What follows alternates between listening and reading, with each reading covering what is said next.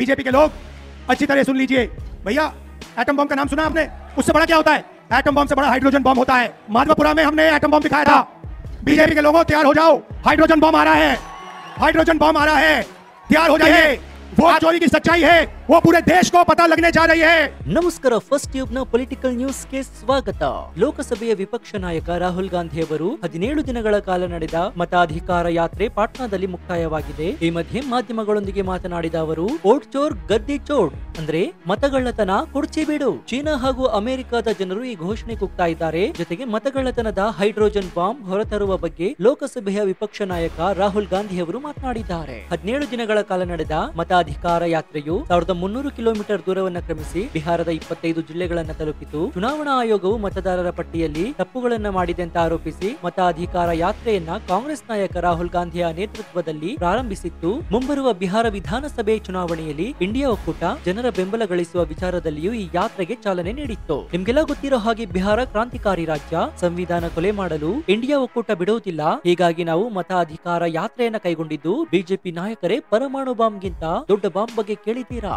ಅದು hydrogen bomb. ಇನ್ಮೇಲೆ BJP ನಾಯಕರು ಸಿದ್ಧರಾಗಬೇಕು. ಹೈಡ್ರೋಜನ್ ಬಾಂಬ್ ಹೊರಬರಲಿದ್ದು ಜನರು ಶೀಘ್ರದಲ್ಲಿಯೇ ಮತ ಕಳ್ಳತನದ ವಾಸ್ತವತೆ ಅರಿತಾರೆ. ಹೈಡ್ರೋಜನ್ ಬಾಂಬ್ ಹೊರಬಂದ ಬಳಿಕ ದೇಶದ ಜನತೆಗೆ ಪ್ರಧಾನಿ ನರೇಂದ್ರ ಮೋದಿ ಅವರು ಮುಖ ತೋರಿಸಲು ಅಸಾಧ್ಯ ಅಂತ ಲೋಕಸಭೆಯ ವಿಪಕ್ಷ ನಾಯಕ ರಾಹುಲ್ ಗಾಂಧಿ ಅವರು ಗುಡುಗಿದ್ದಾರೆ. ಹಾಗಾದ್ರೆ ರಾಹುಲ್ ಗಾಂಧಿ ಅವರು ಹೊರಬಿಡ್ತಾ ಇರುವಂತಹ ಆ ಸ್ಫೋಟಕ ಸತ್ಯವಾದ್ರೂ ಏನು? ರಾಹುಲ್ ಗಾಂಧಿ ಅವರ ಈ ಹೇಳಿಕೆಯನ್ನು ಕೇಳಿದ ಕೂಡಲೇ ಬಿಜೆಪಿ ನಾಯಕರು ಗಡಗಡ ನಡುತ್ತಾ ಇರೋದು ಯಾಕೆ? ಹಾಗಾದ್ರೆ ಮತ ಕಳ್ಳತನದ ಬಗೆಗಿನ ಮತ್ತೊಂದು ಸ್ಫೋಟಕ ಸಾಕ್ಷ್ಯ ರಾಹುಲ್ ಗಾಂಧಿ ಅವರ ಬಳಿ ಇದೆಯಾ? ಅದು ಹೊರಬಂದ್ರೆ ಬಿಜೆಪಿ ಹಾಗೂ ನರೇಂದ್ರ ಮೋದಿ ಅವರ ಮುಖವಾಡ ಬಯಲಾಗುತ್ತಾ? ಈ ಎಲ್ಲಾ ಮಾಹಿತಿಯನ್ನ ಇವತ್ತಿನ ಈ ವಿಡಿಯೋದಲ್ಲಿ ನೋಡೋಣ. ಆದ್ರೆ ಅದಕ್ಕೂ ಮುನ್ನ ರಾಹುಲ್ ಗಾಂಧಿ ಅವರು ಮಾಡ್ತಾ ಇರುವ ಆರೋಪ ನಿಜನಾ ಸುಳ್ಳ? ನಿಮ್ಗೆ ಏನ್ ಅನ್ಸುತ್ತೆ ಅಂತ ಕಮೆಂಟ್ ಮಾಡಿ. ಹಾಗೂ ಮುಂದೆ ಪ್ರಧಾನಿಯಾಗಿ ನರೇಂದ್ರ ಮೋದಿ ಅವರೇ ಮುಂದುವರಿಬೇಕಾ ಅಥವಾ ರಾಹುಲ್ ಗಾಂಧಿ ಅವರು ಪ್ರಧಾನಿ ಪಟ್ಟಕ್ಕೆ ಹೇರ್ಬೇಕಾ? ಈ ಬಗ್ಗೆ ನಿಮ್ಗೆ ಏನ್ ಅನ್ಸುತ್ತೆ ಅಂತ ಕಮೆಂಟ್ ಮಾಡಿ. ಹಾಗೂ ವಿಡಿಯೋಗೆ ಲೈಕ್ ಕೊಡಿ.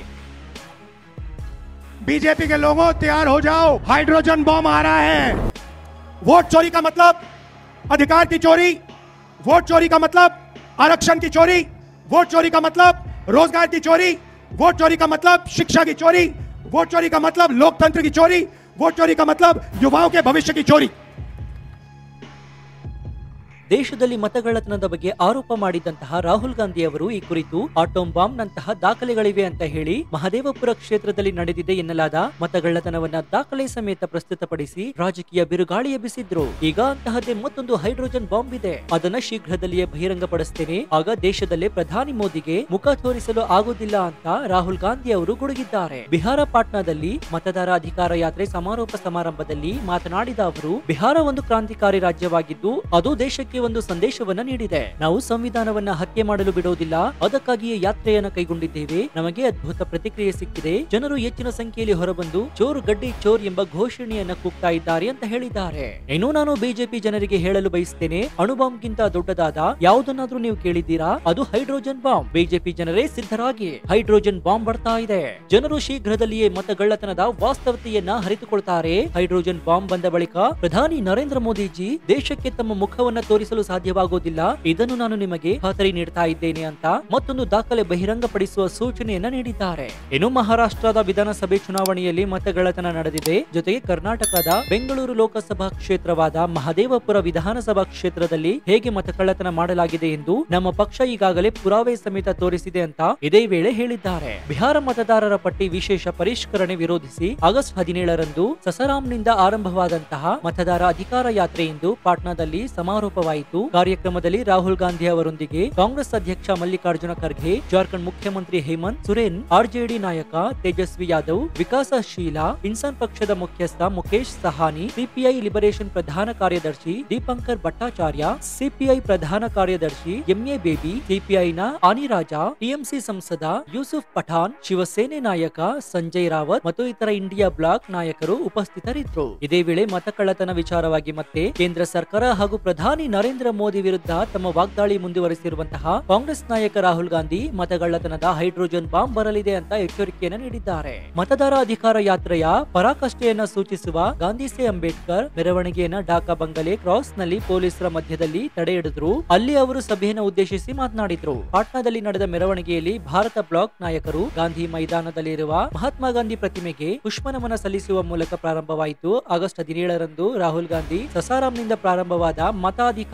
ಯಾತ್ರೆಯು ಬಿಹಾರದಲ್ಲಿ ಮತದಾರರ ಪಟ್ಟಿಯ ವಿಶೇಷ ತೀವ್ರ ಪರಿಷ್ಕರಣೆ ಮೂಲಕ ಜನರ ಮತದಾನದ ಹಕ್ಕಿನ ಮೇಲೆ ನಡೆದ ದಾಳಿಯನ್ನ ಎತ್ತಿ ತೋರಿಸುವ ಗುರಿಯನ್ನ ಹೊಂದಿತ್ತು. ಇದೀಗ ಆ ಕೆಲಸವನ್ನ ರಾಹುಲ್ ಗಾಂಧಿ ಅವರು ಮಾಡಿದ್ದು ಓಟ್ ಚೋರ್ ಅಂತ ಹೇಳ್ತಾ ಇದ್ದಂತಹ ರಾಹುಲ್ ಗಾಂಧಿ ಅವರು ಇದೀಗ ಮತ್ತೊಂದು ಮಹತ್ವದ ದಾಖಲೆಯನ್ನು ಬಿಡುಗಡೆ ಮಾಡಲು ಸಜ್ಜಾಗಿದ್ದಾರೆ. ಈಗಾಗಲೇ ಆ ದಾಖಲೆಗಳು ರೆಡಿಯಾಗಿದ್ದು ಇನ್ನೇನು ಕೆಲವು ದಿನಗಳಲ್ಲಿ ಆ ದಾಖಲೆಯನ್ನ ಸಾಕ್ಷಿ ಸಮೇತ ಬಿಚ್ಚಿಡ್ತೀನಿ ಅಂತ ಹೇಳಿದ್ದಾರೆ. ಇನ್ನು ಇದೆಲ್ಲ ಒಂದು ಕಡೆಯಾದ್ರೆ ಕಾಂಗ್ರೆಸ್ ನಾಯಕ ರಾಹುಲ್ ಗಾಂಧಿ ಅವರ ಹೇಳಿಕೆಗೆ ಆಕ್ರೋಶ ವ್ಯಕ್ತಪಡಿಸಿರುವಂತಹ ಬಿಜೆಪಿ ಇದೊಂದು ಬೇಜವಾಬ್ದಾರಿ ಹೇಳಿಕೆ ಅಂತ ಕಿಡಿಕಾರಿದೆ. ಇದು ತನ್ನನ್ನು ತಾನು ಅವಮಾನಿಸಿಕೊಂಡ ಮತ್ತು ದೇಶದ ಮತದಾರರನ್ನ ಅವಮಾನಿಸುವಂತಿದೆ. ರಾಹುಲ್ ಗಾಂಧಿ ಅವರ ಯಾತ್ರೆ ಕುರಿತು ಅಪಹಾಸ್ಯ ಮಾಡಿರುವಂತಹ ಬಿಜೆಪಿ ಯಾತ್ರೆಯಲ್ಲಿ ಭಾರಿ ಜನಸಂಖ್ಯೆ ಭಾಗವಹಿಸಿತ್ತು ಎಂದು ತೋರಿಸಲು ಜನರನ್ನ ಉತ್ತರ ಪ್ರದೇಶ ಡಿಯೋರಿಯಾದಿಂದ ಕರೆತರಲಾಗಿತ್ತು ಅಂತ ಆರೋಪಿಸಿದೆ. ಇನ್ನು ರಾಹುಲ್ ಗಾಂಧಿ ಅವರ ಹೇಳಿಕೆ ಕುರಿತು ಮಾತನಾಡಿರುವಂತಹ ಬಿಜೆಪಿ ಸಂಸದ ರವಿಶಂಕರ್ ಪ್ರಸಾದ್ ರಾಹುಲ್ ಗಾಂಧಿ ಅವರ ಮಾತು ಸಂಸತ್ತಿನ ಒಳಗೆ ಅಥವಾ ಹೊರಗೆ ಕೇಳಿದಾಗಲೆಲ್ಲ ಅವರು ಏನ್ ಹೇಳಲು ಪ್ರಯತ್ನಿಸುತ್ತಿದ್ದಾರೆಂಬುದು ಅರ್ಥ ಮಾಡಿಕೊಳ್ಳಲು ನಾನು ಸಮಯವನ್ನ ತೆಗೆದುಕೊಳ್ಳುತ್ತೇನೆ. ಪರಮಾಣು ಬಾಂಬ್ ಮತ್ತು ಹೈಡ್ರೋಜನ್ ಬಾಂಬ್ ಚುನಾವಣೆಗಳಿಗೆ ಹೇಗೆ ಸಂಬಂಧಿಸಿವೆ? ರಾಹುಲ್ ಗಾಂಧಿ ಅವರು ಬೇಜವಾಬ್ದಾರರು ಅಂತ ಕಿಡಿಕಾರಿದ್ದಾರೆ.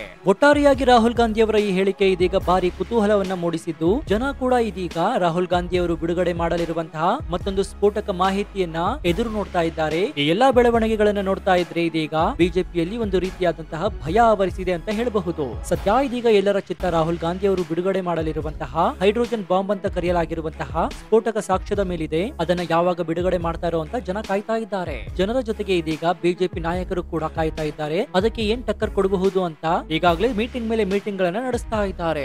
ಇನ್ನು ಯಾತ್ರೆಯುದ್ದಕ್ಕೂ ಮತಗಳ್ಳರು ಅಧಿಕಾರ ಕಳ್ಳರು ಎಂಬ ಘೋಷಣೆಗಳನ್ನು ಕೂಗುತ್ತಾ 25 ಜಿಲ್ಲೆಗಳಲ್ಲಿ ಸಂಚರಿಸಿದ ನಾಯಕರು ಪ್ರಮುಖ ಸ್ಥಳಗಳಲ್ಲಿ ಸಣ್ಣ ಸಣ್ಣ ಸಮಾವೇಶಗಳ ಮೂಲಕ ಬಿಜೆಪಿ ಹಾಗೂ ಚುನಾವಣಾ ಆಯೋಗದ ವಿರುದ್ಧ ಕಿಡಿಕಾರಿದ್ದಾರೆ. ಬಿಹಾರದಲ್ಲಿ ವಿಶೇಷ ಮತ ಪರಿಷ್ಕರಣೆ ಮೂಲಕ ಮತಗಳ್ಳತನಕ್ಕೆ ಪ್ರಯತ್ನ ನಡೆಸಲಾಗ್ತಾ ಇದೆ ಅಂತ ಆರೋಪಿಸಿದ್ದಾರೆ. ಇನ್ನು ಮತ ಅಧಿಕಾರ ಯಾತ್ರೆ ಭಾಗವಾಗಿ ಪಾಟ್ನಾದ ಗಾಂಧಿ ಮೈದಾನದಲ್ಲಿ ಬೃಹತ್ ಸಮಾವೇಶ ಆಯೋಜಿಸಲಾಗಿದ್ದು ಇದಕ್ಕೂ ಮುನ್ನ ಡಾಕ್ಟರ್ ಅಂಬೇಡ್ಕರ್ ಪ್ರತಿಮೆ ಇರುವ ಅಂಬೇಡ್ಕರ್ ಪಾರ್ಕ್ ನಿಂದ ಗಾಂಧಿ ಮೈದಾನದವರೆಗೆ ಪಾದಯಾತ್ರೆಯನ್ನು ನಡೆಸಲು ನಿರ್ಧರಿಸಲಾಗಿತ್ತು. ಸದ್ಯ ಬಿಹಾರದಲ್ಲಿ ನಡೀತಾ ಇರುವಂತಹ ವಿಶೇಷ ಮತಪಟ್ಟಿ ಪರಿಷ್ಕರಣೆ ಪೂರ್ಣಗೊಂಡ ಬಳಿಕ ರಾಜ್ಯದ ಎಲ್ಲಾ ಮತದಾರರಿಗೂ ಹೊಸದಾಗಿ ಗುರುತಿನ ಚೀಟಿ ನೀಡಲು ಚುನಾವಣಾ ಆಯೋಗ ನಿರ್ಧರಿಸಿದೆ. ಹೊಸ ಕಾರ್ಡ್ ಯಾವಾಗ ನೀಡಬೇಕು ಎಂಬುದರ ಕುರಿತು ಆಯೋಗ ಇನ್ನಷ್ಟೇ ಅಂತಿಮ ನಿರ್ಧಾರ ತೆಗೆದುಕೊಳ್ಳಬೇಕಾಗಿದೆ. ಚುನಾವಣಾ ಆಯೋಗ ಮತಪಟ್ಟಿ ಪರಿಷ್ಕರಣೆಯ ಭಾಗವಾಗಿ ಆಗಸ್ಟ್ 1ರಂದು ಕರಡು ಪಟ್ಟಿಯನ್ನು ಪ್ರಕಟಿಸಿದ್ದು ಸೆಪ್ಟೆಂಬರ್ 30ರಂದು ಅಂತಿಮ ಪಟ್ಟಿ ಪ್ರಕಟಿಸಲಿದೆ. ಪರಿಷ್ಕರಣೆ ಸಂದರ್ಭದಲ್ಲಿ ಮತದಾರರಿಂದ ಪಡೆದ ದಾಖಲೆ ಮತ್ತು ಛಾಯಾಚಿತ್ರಗಳನ್ನು ಬಳಸಿಕೊಂಡು ನವೀಕರಿಸಿದ ಗುರುತಿನ ಚೀಟಿಯನ್ನು ನೀಡಲಿದೆ. ನವೆಂಬರ್ 22ಕ್ಕೆ ಹಾಲಿ ಸರ್ಕಾರದ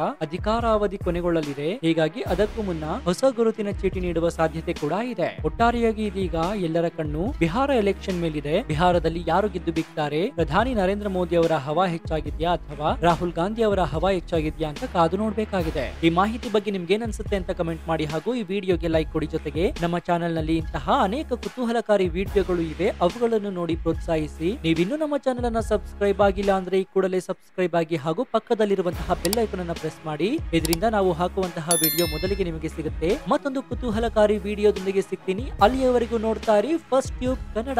ಧನ್ಯವಾದ.